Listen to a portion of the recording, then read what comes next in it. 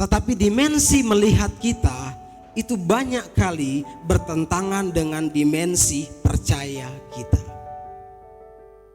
Karena apa yang kita lihat belum tentu menjadi kenyataan seperti yang kita percaya. Itulah jadi tema kita NCC New Creation Community, we walk by faith not by sight. 2 Korintus 5 ayat 7. Hidup kami bukan karena melihat, tapi karena percaya. Tidak mudah mempraktekkan. Ada yang bertanya, bagaimana pastor supaya kita bisa hidup dalam percaya? Saya bilang saya juga nggak tahu.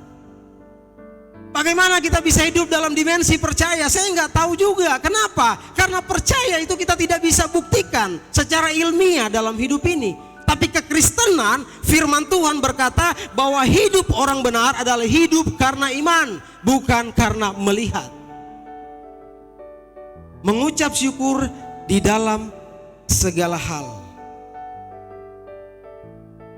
Kita lihat dalam Alkitab bagaimana kita bisa mengucap syukur seperti yang saya katakan tadi. Tetapi otomatis kita akan mengucap syukur seperti yang sudah saya katakan tadi. Kita lihat kisah dalam Alkitab. Kejadian 4 ayat 6 di sana ketika Kain dan Habel mempersembahkan sesuatu, hanya persembahan Habel yang diterima oleh Tuhan. Persembahan Kain tidak diterima oleh Tuhan. Maka muncullah panas hati. Sehingga saya mau katakan begini, bagaimana kita bisa bersyukur kalau hati kita panas? Bagaimana kita bisa bersyukur kalau emosi kita naik? Sulit akan termanifestasi dalam hidup kita kalau hal-hal yang negatif ini itu selalu muncul dalam kehidupan kita. Ya, itu kisah Kain. Kemudian Abraham. Di dalam Kejadian pasal yang ke-20 ayat 1 dan 3 di sana diceritakan bahwa ketika Abraham pergi ke suatu daerah, dia bertemu dengan Abimelek, raja Gerar.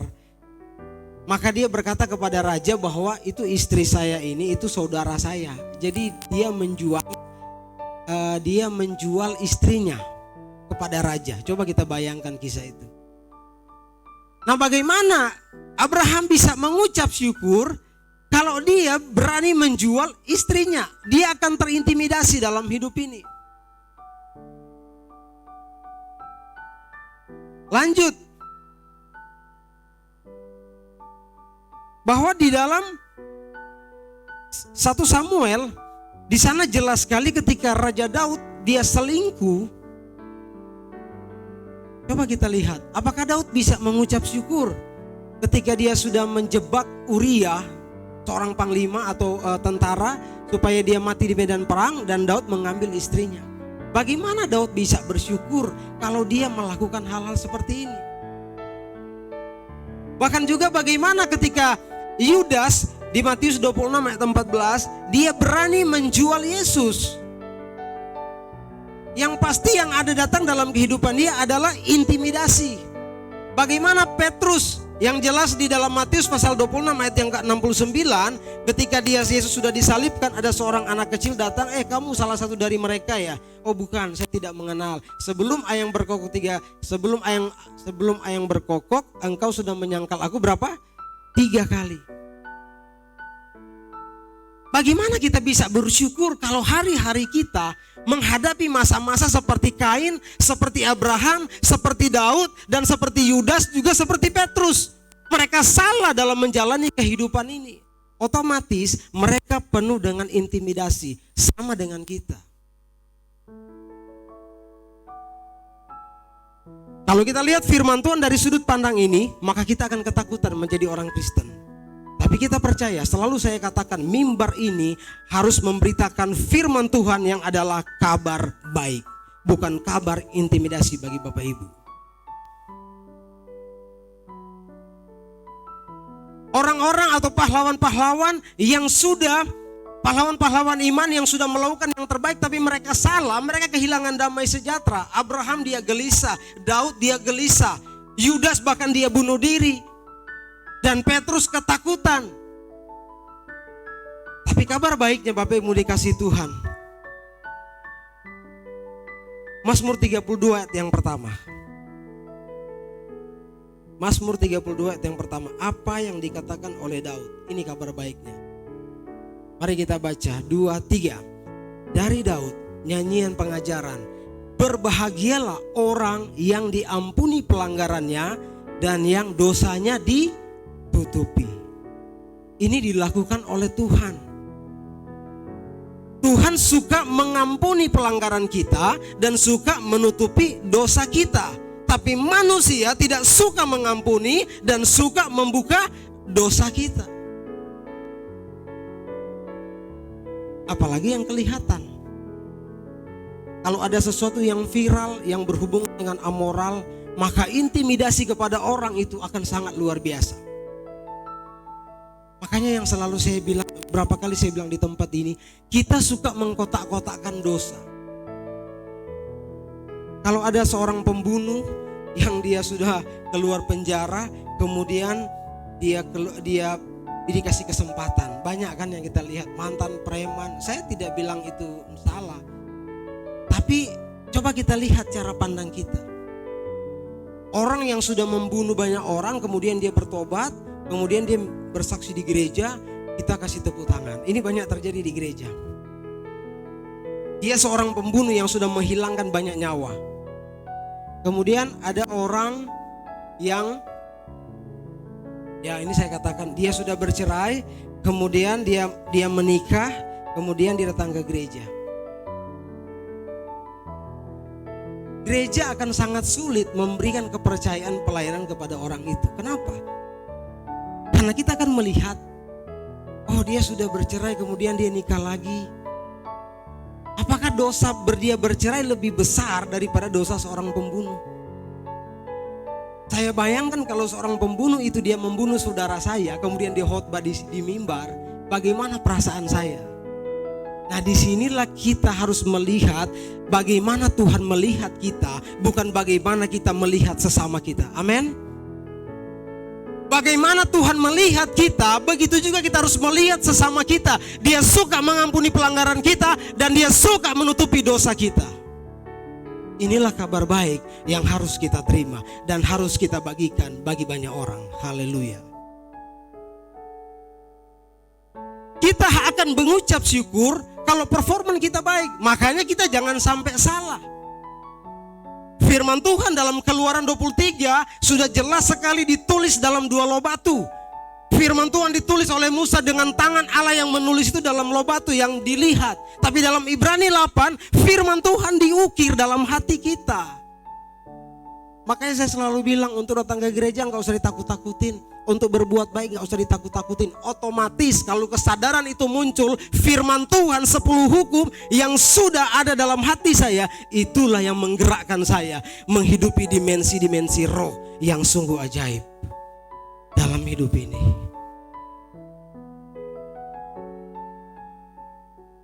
Karena hari demi hari yang kita lewati seringkali berpengaruh dalam, ya ini di sini banyak anak-anak muda. Saya tidak melarang sesama di komunitas ini pacaran atau sebagainya. Cuma biasanya kalau kami jadi pengerja, siapa yang pernah jadi pengerja dulu ya? Saya, Pastor Atsel. Kalau waktu kami datang ke gereja tempat kami pengerja, selalu pendetanya, saya praktek di 12 gereja ya. Nggak usah dibayangin lah, pokoknya di 12 gereja selama 14 tahun. Saya pindah-pindah dari Bali ke Bima Nusa Tenggara Barat, dari Bandung, dari Kalimantan, Jakarta, muter-muter lah. Biasanya ketika kita datang akan dibilang begini, yang pertama kalian jangan pacaran ya di gereja. Bahkan sampai sekarang ada satu gereja itu yang melarang pengerja itu pacaran dengan jemaat. Nggak boleh, karena banyak pengalaman memang ketika putus yang jadi korban itu gereja. Ya, karena nggak mau ke gereja lagi, itu biasanya begitu. Nah biasa kan benih Adam seperti ini kalau dibilang begitu kan, dibilang jangan kita. Nah saya kejadian, istri saya jemaat. Nah waktu saya datang praktek di Sumeneb Madura, gembala saya nggak bilang saya itu, nggak bilang nggak boleh pacaran kamu di sini ya. Nah satu saat ketika saya dekat dengan istri saya, dia masih SMA waktu itu ya. Jadi bukan di bawah umur waktu pacaran sama saya, sudah SMA waktu itu. Di meja makan Dipanggil pengerja ada 4 orang sama saya, Ibu Gembala, keluarga. Tiba-tiba Pak Gembala bilang begini, Luki, Om mau ngomong sesuatu sama kamu. Aduh, saya udah gemetar sudah, karena udah ketahuan kan saya dekat sama istri saya gitu ya. Ya Om, Om mau tanya, kamu pacaran ya sama Grace? Aduh, di depan banyak orang, di depan pengerja. Aduh, saya udah keringatan. Saya belum jawab, tiba-tiba Gembala saya bilang begini, mulai sekarang dikurangi SMS-nya. Haleluya, berarti nggak dilarang saya untuk pacaran. Jadi cuma disuruh kurangi SMS, karena tahun 2005 itu belum ada WA, belum ada BBM, masih SMS. Nah, ketika saya tahu itu, oh berarti boleh. Akhirnya saya berpacaran.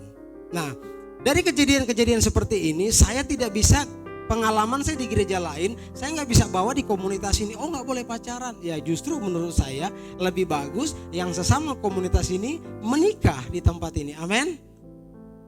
Amin. Yang masih belum menikah, yang udah menikah jangan. Yang masih belum menikah.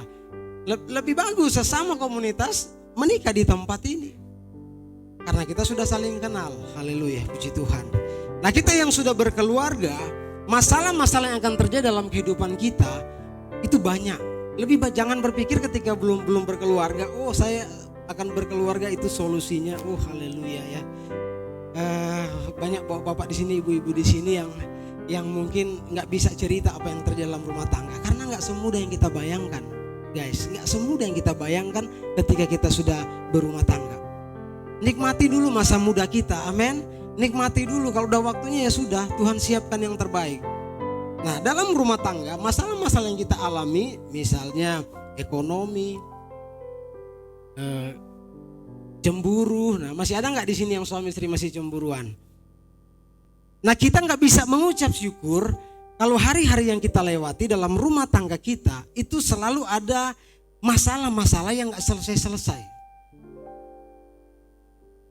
Makanya saya bilang begini kan, kalau ada ya misalnya gereja atau komunitas yang ibadahnya setiap hari, saya tidak mau lakukan itu. Saya bilang 1 minggu 1 kali.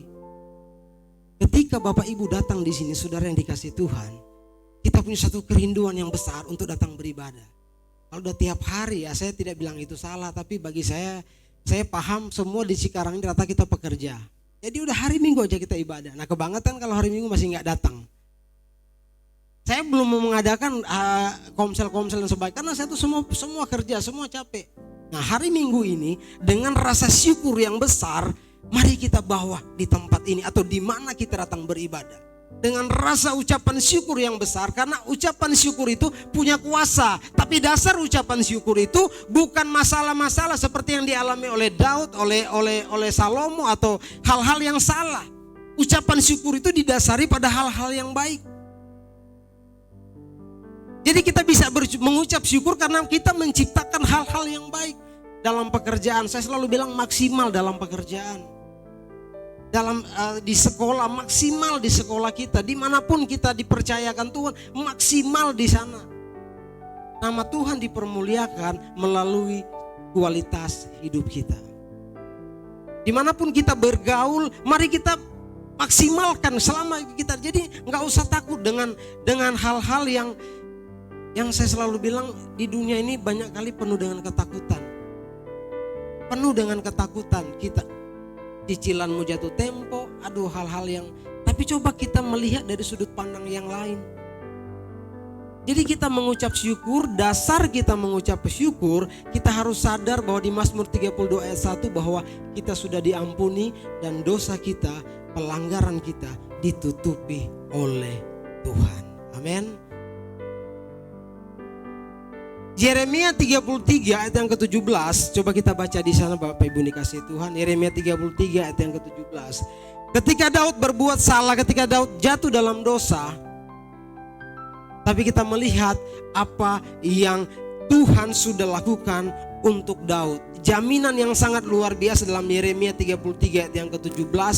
Jaminan yang sangat luar biasa yang diberikan Tuhan kepada Daud. Sebab beginilah firman Tuhan, keturunan Daud tidak akan terputus duduk di atas tahta kaum Israel. Kalau mau dilihat dari masa lalu Daud, tidak ada jaminan seperti ini. kalau dilihat dari perbuatan. Tapi kalau dilihat dari kasih karunia Tuhan, Daud mengaku di Mazmur 33 tadi, dia katakan bahwa berbahagialah manusia yang diampuni dosanya dan diampuni pelanggarannya dan ditutupi dosanya. Pengakuan ini membuat kasih karunia Tuhan nyata karena kesadaran Daud, dia diberkati bukan performan dia. Dia berkati bukan karena dia hebat, tapi dia diberkati semata-mata karena kasih karunia Tuhan. Sehingga jaminan Tuhan berkata bahwa keturunan Daud tidak akan terputus-putus di atas tahta kaum Israel sampai hari ini. Dan mari kita percaya bahwa keturunan kita tidak akan pernah kehilangan kasih karunia Tuhan. Anak cucu kita tetap menikmati kasih karunia Tuhan yang luar biasa. Ketika Abraham salah, dia mau menjual istrinya, tapi yang saya suka, sengacok-ngacoknya Abraham, sebandel-bandelnya Abraham tidak menggagalkan rencana Tuhan dalam hidup dia. Dalam kitab Ibrani dia mendapat pengakuan bahwa dia adalah bapa orang beriman. Dia adalah bapa orang percaya. Mau dilihat dari perbuatannya, salah. Dilihat dari kasih karunia Tuhan. Jadi sampai hari ini saya mau katakan, kalau kita ada, mungkin kita lebih hebat dari orang lain, mungkin kita lebih diberkati dari orang lain, mungkin kita lebih beruntung dari orang lain. Selalu katakan, bukan karena saya, karena kasih karunia Tuhan. Dan kalau kita sudah mendapat kasih karunia Tuhan, jangan ukur manusia lain berdasarkan penglihatan kita. Ukur manusia lain berdasarkan perbuatan kita. Makanya saya bilang, kalau ada orang yang jarang melayani di tempat ini, saya bilang ke Esra, kasih pelayanan. Jarang hadir, kasih pelayanan. Kalau gereja, saya di pagi itu yang jarang gereja, yang jarang ibadah, kalau bisa jangan dulu dikasih pelayanan. Nah, kita menerima kasih karunia Tuhan, tapi kita kepada orang lain kita memakai hukum Taurat untuk melakukan itu. Ingat, hukum Taurat sudah ditulis dalam hati kita. Karena kita tidak sanggup melakukannya, maka Yesus sendiri yang melakukannya untuk kita. Dan ini yang luar biasa. Ini yang sungguh-sungguh luar biasa dalam hidup kita. Bangun kesadaran ini, Bapak Ibu dikasih Tuhan, saudara yang dikasih Tuhan. Coba kita buka Yohanes 21 ayat yang ke-15. Apa yang Petrus alami tentang ucapan syukur atau tentang kasih karunia Tuhan.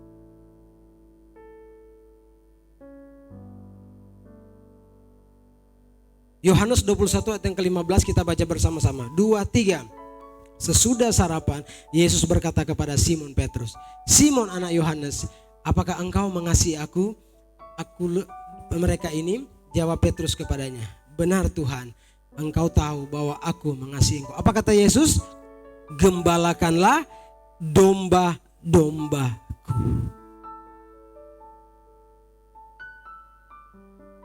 Dia yang sudah menyangkal Yesus 3 kali, tapi diberikan kepercayaan yang luar biasa.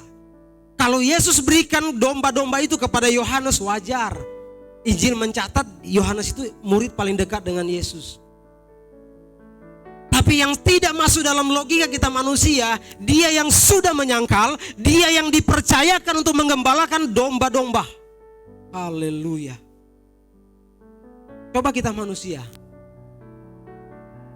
Pimpinan, ada yang sudah melawan, ada yang sudah tidak sesuai dengan SOP, ada yang sudah tidak sesuai. Enggak mungkin kita akan percayakan sesuatu, enggak mungkin. Tapi Tuhan yang kita sembah itulah berbeda dengan Allah-Allah yang lain. Dia penuh dengan kasih karunia. Mari kita melihat Tuhan kita, dia penuh dengan kebaikan, dia penuh dengan kasih karunia. Bukan lagi intimidasi, bukan lagi ketakutan, bukan lagi hal-hal yang membuat kita takut datang ke Tuhan. Karena sebelum kita melayani Tuhan, dia sudah lebih dulu melayani kita. Haleluya. Jadi saya bilang seperti ini di sini, percaya apapun kegagalan kita di masa lalu, apapun masalah kita di masa lalu, kasih karunia Tuhan sudah nyata dalam hidup kita. Apapun intimidasi kita di masa lalu, dengan iman katakan tidak akan merubah rencana Tuhan yang baik dalam hidup kita di hari ini dan hari-hari yang akan datang. Tidak tidak akan merubah rencana Tuhan. Karena Dia memberkati kita bukan berdasarkan perbuatan kita. Dia memberkati kita, terus saya katakan, berdasarkan kasih karunia Tuhan. Haleluya. Apa yang kita mau takutkan di dalam dunia ini? Benih Adam ini akan selalu takut. Ya wajar. Daging ini akan selalu takut. Wajar, saya bilang. Sekarang ketika saya memahami kasih karunia dan ciptaan baru, kalau ada orang yang datang ke saya, Pak, mohon maaf, saya kemarin salah. Dulu saya kaget, oh iya kok bisa ya. Ada orang, Pak, Bapak gak percaya ini, kayaknya Bapak gak percaya karena aduh saya begini, Pak.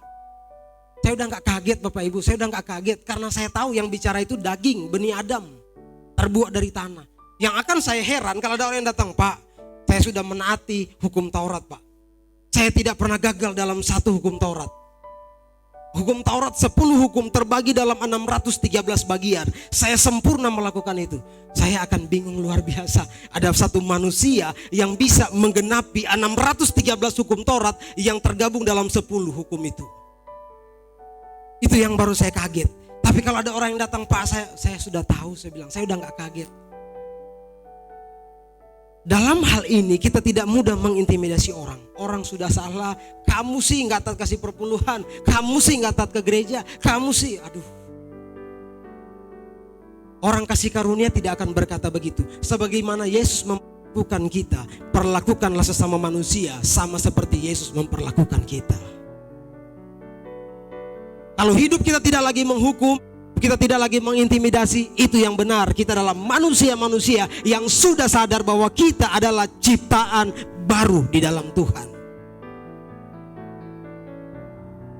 Mengucap syukurlah dalam segala hal, karena itu yang dikehendaki Tuhan.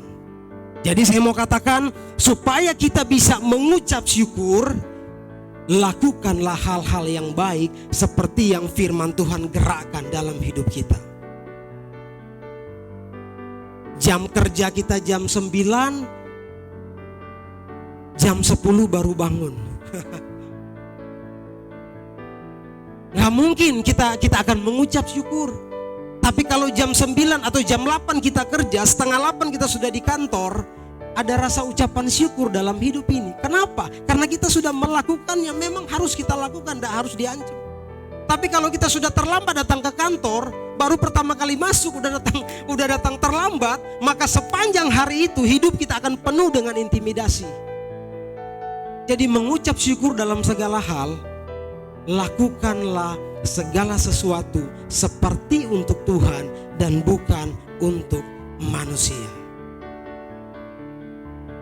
Jasa ini banyak sampah, karena di sini kalau saya lihat atau saya periksa itu saya masukin ke sini. Lakukanlah segala sesuatu seperti untuk Tuhan dan bukan untuk manusia. Kalau kita setia pada perkara yang kecil, percayalah Tuhan akan percayakan kita hal-hal yang besar. Ku tahu sebab ku alami hal-hal ini yang terus memotivasi saya pribadi bahwa lakukan segala sesuatu. Kalau hal kecil aja kita nggak dipercaya orang, bagaimana kita mau dipercaya hal-hal yang besar? Kalau Tuhan udah pasti memang cara Tuhan memperlakukan kita seperti itu. Tapi manusia kita harus sadar. Kita harus sadar dalam hidup ini bahwa kita harus performan, kita harus melakukan hal yang baik. Orang tidak meragukan kapasitas kita, itu harus dibangun dalam hidup ini. Karena damai sejahtera itu akan datang dalam hati kita kalau kita sendiri maksimal dalam hidup ini. Kita maksimal, saya selalu katakan kita maksimal dalam hidup ini. Apapun yang kita kerjakan, kerjakanlah seperti untuk Tuhan dan bukan untuk manusia. Kesimpulan yang mau saya sampaikan sore hari ini, bahwa apapun kondisi hati kita, apapun kondisi pikiran kita, apapun kondisi yang kita alami hari-hari ini, saya mau katakan bahwa Tuhan tetap mengasihi kita. Dia tetap mencintai kita dan Dia tetap menunggu kita datang kepadanya. Kalau Dia tunggu kita tidak datang, maka dia sendiri akan datang menjumpai kita. Karena kita adalah anak-anak yang berharga, yang sudah ditebus oleh darah Yesus. Bukan dengan emas perak, tapi dengan darah yang mahal, yang selalu saya aplikasikan dalam kehidupan sehari-hari. Saya bilang, Tuhan, kalau darah Yesus sudah diberikan kepada saya, apalagi cuma emas perak, apalagi cuma hepeng, apalagi cuma hal-hal yang duniawi ini. Kalau darah yang berharga dia sudah beri untuk saya, apalagi cuma pasangan hidup. Amin. Amin, anak-anak muda, amin. Darah yang mahal dia sudah tebus untuk kita. Jangan jual murah kita anak-anak muda yang percaya kepada Yesus. Kita ini mahal di hadapannya, kita ini berharga. Karena kita ditebus bukan dengan emas perak, tapi dengan darah yang mahal. Haleluya. Puji Tuhan, Tuhan memberkati kita semua. Mari sama-sama kita bangkit berdiri. Haleluya, puji Tuhan.